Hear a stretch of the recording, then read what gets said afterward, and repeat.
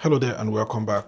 In this section, we've covered how you can use sample layering to layer more samples together on a single pad and be able to use them together. We talked about how you can configure the offset if you go to your track edit, how you can work on layers by adding layers here, simply using this button to select any of the layers that you have in your pool, and how you can come to your samples here to work on either the pitch adjustment, the level, which is the volume, how you can also pan it.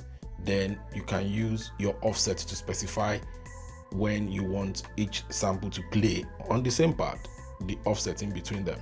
So we covered all of that, and we also touched upon how you can use your envelope to manage the attack, the hold, decay, and the sustain of your signal based on how the event is going to be triggered.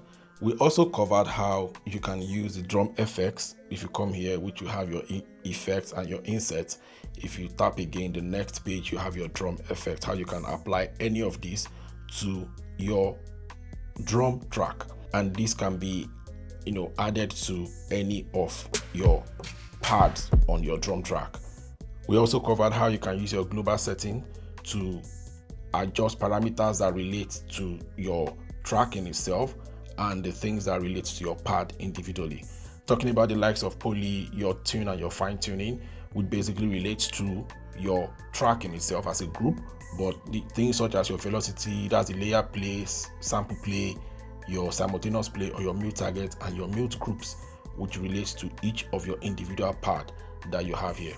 And then we talked about your pad mixer and your channel mixer, and we did more deep diving into your pad mixer, talked about what it can do for you and how you can use it to modify your pad, especially when you're working with gain staging.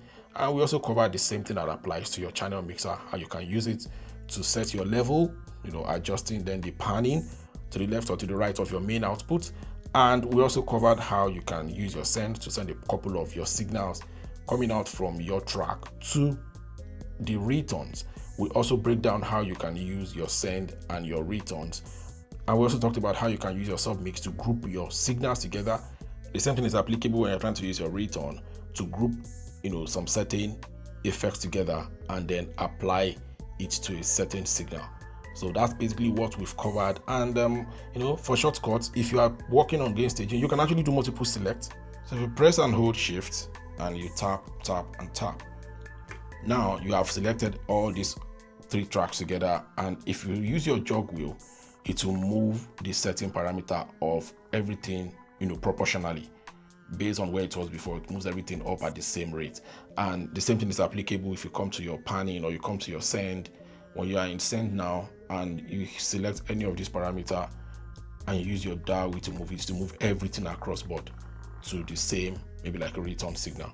That's basically what this does, right? And one thing I just noticed is if you are using the knob, that is your Q link, it will not work.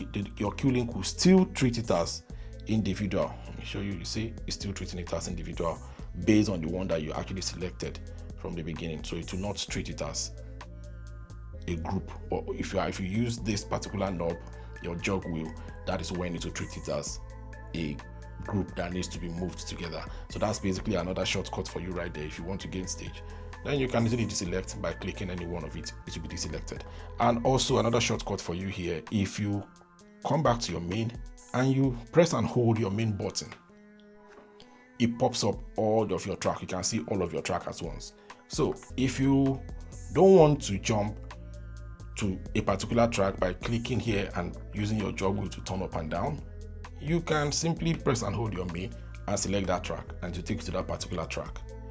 You can see, select the track, and it's applicable to your submix, your returns, your output. So your returns that you have 1 to 4, all I need to do is tap on this and leave it, and then I'll see what's on return 2. Let me enable it back. Come back, tap return 1, it takes me here. Come back here, go to tracks and tap on party 1, you see it. So we covered all of those things in detail in the course of this section, and we hope you'll be able to make proper use of it. That'll be all for now. We'll see you in the next session.